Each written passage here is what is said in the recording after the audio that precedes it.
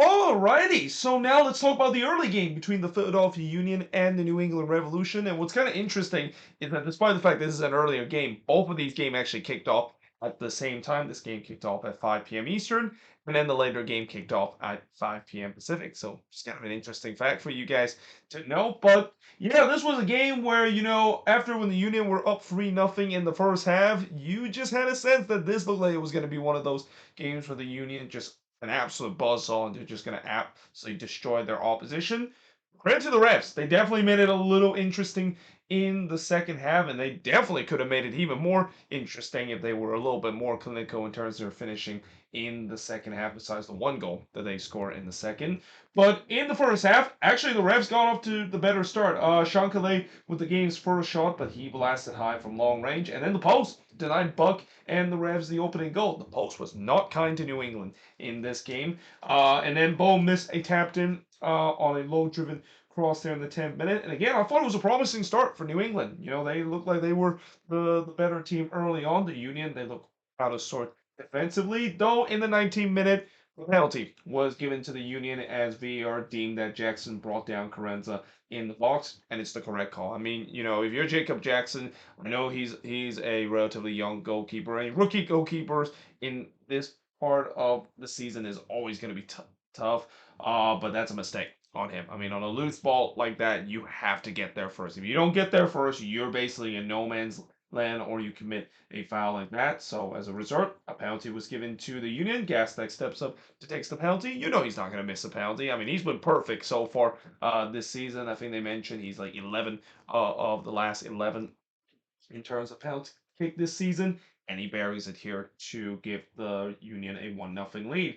And then to make matters worse for the Revs in the 23rd minute, Carlos Gil had to be subbed off with a knee injury. I believe he suffered it early in the game when he took a rough challenge on Michael Root. Bobby would replace him there, but yeah, that is definitely going to be one that I'm pretty sure New England fans are praying that he's going to be back for game two. Keep in mind, game two of this best of three series is not going to take place until 11 days after this game is over. So again, another more fuel in the ammunition for all those people who are saying that this playoff format sucks because of the long layoff that both of these teams will have. But it's definitely good news for New England. The fact that with that bit of a layoff, they hope that Carlos Gil's injury is not going to be too serious. He'll be ready for game two because they desperately needed him. He's like the last player that they need to lose in a season where they've just been hit with injury curse time and time again this season. And again, to make matters worse, in the 26th minute, that same guy that took Carlos Hill out of the game would score here, as Michael Arut would get on the score sheet to give the Union a 2-0 lead. Again, it just feels like it was unraveling for the refs. Two quick goals they conceded, and their playmaker being out. And then in the 28th minute, we have some tempers flaring because, I've said before in the preview, this was going to be a game. I'm not going to be surprised if there's going to be some hatred that's going to be between both of these teams. Not only the fact that, this is the second matchup in a row between both of these teams, since both of these teams play on decision day, but that there's going to be some feistiness that's going to happen in the game. And it's kind of always the case in Union game two. It was actually Wood, the one that brought down Gastek with a brutal challenge. And I'm pretty sure the Union didn't like that and see that as a retribution for the foul earlier in the game when Uru commit that foul on Hill that took Hill out of the game. In the 31st minute, Jackson would absolutely rob Carranza from point blank effort. I mean, Carranza has been snake bitten at times this season, and this is kind of the case again. However, in the 37th minute, the Union would make it 3-0. It's Nathan Hario scoring from Wagner to make it 3-0 in favor of the Union. That was not great defending whatsoever from the refs in that set pieces. So I talk about set piece being a big thing in the game between LAFC and Vancouver. It was kind of like that in this game too, although not as extreme. That's what we saw with LAFC scoring 4 of their 5 goals tonight off of set piece. But in the 41st minute, Uru would then pulls it wide from close range, and I thought this could get ugly for the refs because again, it's 3-0 in favor of the Union in quick succession. We've seen this story before when the Union can score a couple of goals in quick succession, they're going to make it 4-5 or 6-0 in no time whatsoever, and they were looking to try to get the fourth goal. So in the fourth minute of stoppage time, Blake did deny Chancalay from long range before Wood heads it right to Blake in the fourth minute of stoppage time as well, and we head to halftime with the Union leading 3-0. Now in the second half, Carranza would miss Hyde from long range before he did it again in the 51st minute. The start of the second half, I thought kind of flipped in terms of the tactic. It looks like New England was now the one that had more of the possession. The Union looked like they were going to sit deep and counter, and why not? Because knowing the fact that they have looked dangerous on the transition, and you don't really need to commit too many men forward when you're already 3-0 up in a game. Why not just kind of sit back and see how it goes? Spalding then puts it wide from close in the 55th minute before Baldwin puts it right to Blake in the 60th minute. And then Martinez tried to do another long range goal here. I mean, he's been able to do that this season. He already did it 3 times this year, trying to make it fourth time, but he puts it wide there. And then Sullivan would miss wide after just a terrible giveaway from the refs. This was at the point where the refs was started to turn the ball over carelessly. Though you got to also credit the fact that the Union started to press high a little bit, and the refs was having problems in terms of trying to get out of the press. And I also wrote turnover is the last thing that New England needed. Like the last thing they needed is give up a turnover, and now it's 4-0, and this game is pretty much out of reach. Gastak then missed wide after another bad turnover from the Revs, and then Bedoya puts it wide from long range in the 67th minute. The Revs were or actually not the Revs, but the Union was pressing for the fourth goal. But the Revs would get one back in the 68th minute, and kind of against the run of play because of the fact that the Union had more of the chances in the last couple of minutes.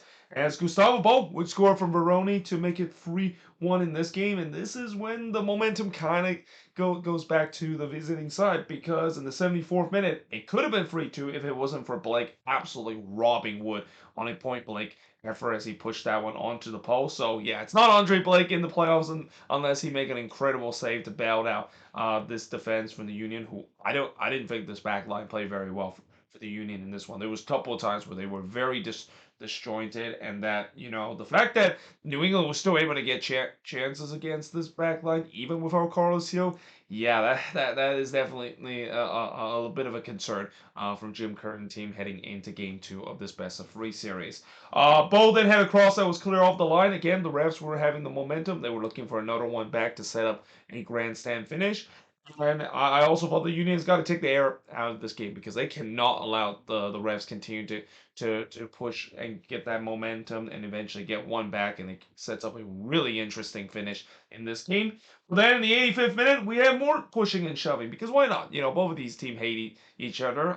This involved with Martinez and Hio kind of have some choice words. This is Nacho Hio, not Carlos Hio in here. I should put an next to Nacho's Hio name, because there's two Hio for this New England team, with the Hill brother being on this team. But yeah, Nacho Hill and Martinez was definitely having some choice words with each other, because why not? I mean, why not in the game that there's definitely going to be some emotion, and I won't be surprised if it might spill over into game number 2, though. Because it's like 11 days before that second game of this best of 3 series is going to happen. We'll see whether if that is going to be the case. But at least before that next match, the Union will know that they're only one game away from moving on into the next round, as they win 3-1 in this one against New England. Though when you look at the stats, again, it's a lot closer than you think the scoreline indicated. The Union did have more of the shots, 18 shots compared to 14 that New England has. But New England had more of the shots on goal, 6 shots on goal compared to 4 that the Union has, 10 shots off target compared to 4 that New England has. Both teams had 4 shots that was blocked, and possession-wise, 54% possession compared to 46% possession that the Union has in this game. And again, the Union will be happy the fact that they got the win in this game. But as I said, for Jim Curtin, he's probably not going to be happy of how his defense playing this one. There's a couple of times where if the refs would have got another goal back and make this even more interesting, then yeah, it gets a little bit tense. And there's no doubt that for the Revs, I know a lot of people have already counted them out, and now they especially count it out that Carlos Hill doesn't return to this team. But the fact that they still made it very interesting in the second half and still were able to create chances, despite the fact that they don't have their talisman in there, just shows you the mentality and the toughness that this this New England team has had. Again, this team has dealt with so much craziness both on and off the field, and the fact that they still made it to the playoffs, albeit kind of limping into the playoffs, and still showed that mental toughness. Gotta give a lot of credit to this New England team, and I won't be surprised they're gonna make it interesting again in Game 2. And the Union can't think that this is over. I don't think this is by far over, and that yeah, we'll see how game two, of course, is going to be, which again, it sucks the fact that it's 11 days. That's the next game is going to happen. And again, that's just where I talked about earlier that this does definitely give the feel and ammunition for all those people that hated this playoff format to use that as an example of why this playoff format sucks. But either way, hope you guys enjoyed this video. If you do, make sure you like, smash the subscribe button. As always, let me know in the comments below what do you think of this game. And yeah, hope you guys enjoyed this video, and I will see you guys next time.